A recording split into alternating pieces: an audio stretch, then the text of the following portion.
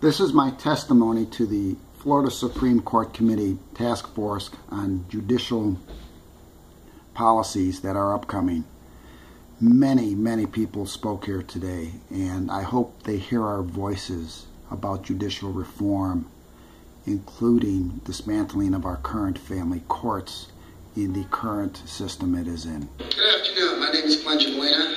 I'm a citizen of this country, a resident of Florida, a taxpayer. I want to thank you for the opportunity to come before this board, and I had an opportunity in Bartow as well. And I appreciate that.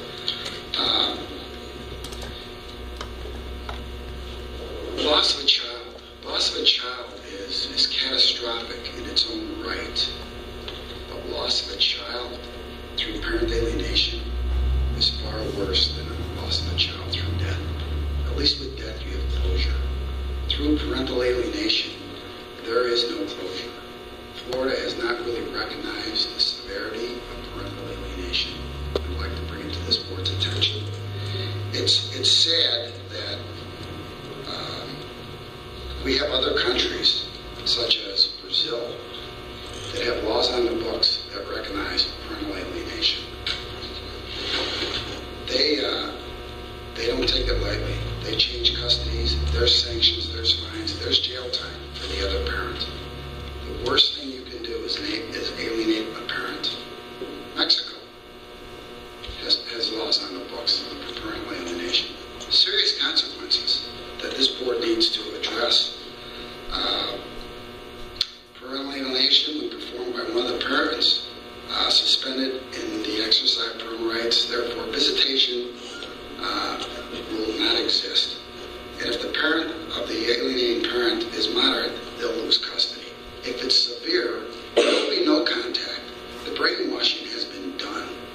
And that calls for a severe action, such as taking away those rights of that alienating parent.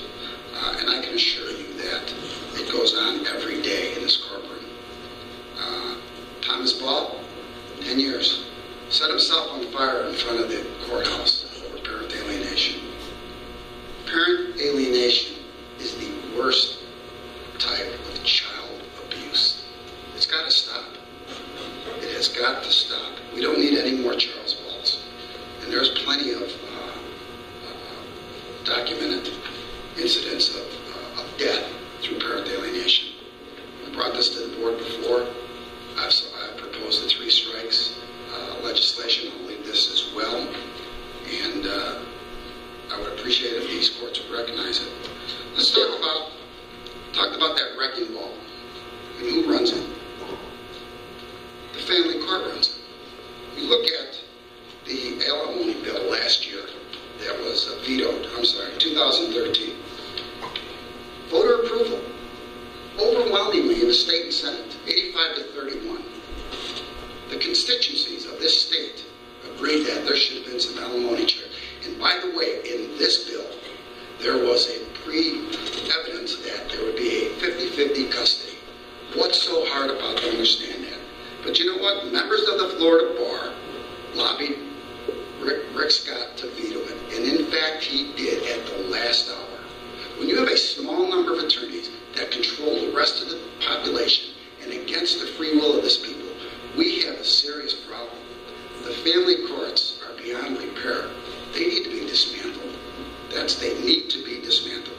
When you get David Manns, a marathon lawyer, and a past chairman of Florida law, saying the bill is anti-family because it would give divorced parents equal custody, that man needs to get thrown off the board. He needs to be disbarred. When you get a judge or magistrate, you talk about technology. Let's talk about the technology. When they have the case in front of them, and they're going, well, where are the safeguards? When you have dockets that are 600, 700, 800 pages long, dockets, again, 13 years, 805 entries, thousands of pages. My case is still open. Manatee County, 2002 DR 3254. This is insane. When a judge gets this and says, where's the parenting plan? That's the first thing that should come out of a judge's mouth. Not, who filled out that financial app That's not what the parents want to hear. We want a fast track to our children, and they are being held by hostage time and time again. Rotation. We got the same judges coming back to family court. I wrote to Judge Owens about it. How can this be? I've yet to hear a response. Now, Judge Owens is a fine judge in the 12th. We have 3 circuits, by the way. He did a court order, administrative order, and I'll leave this with you, that basically says, we will accept nothing less than 50-50. This is a great order. Now, you talk about a parenting plan or a financial affidavit. Every parent, every divorcing parent should get a copy of this, initial every page, and put their attorneys on notice that we will not be held hostage by the family courts in the arena that they played their games on. I sat across the street today listening to court. I was blown away that temporary attorney's fees were more important than an emergency order for this father to see his children. It is unconscionable that we continue the family courts to operate under the guise of the best interest of the child. They don't know the best interest of the child. The parents know the best interest of the child. I think you need to get rid of all the experts. I think you need to start at a 50-50. And we're just asking for some hope. We're asking for timelines, for some safeguards to be put in place that says, you know what, we see a light at the end of the tunnel, and it's not a train wreck.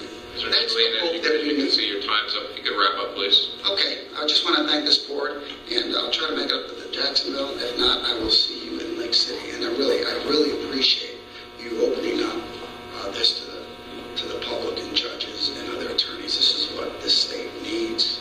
And I want to thank you. Thank you for your time, sir.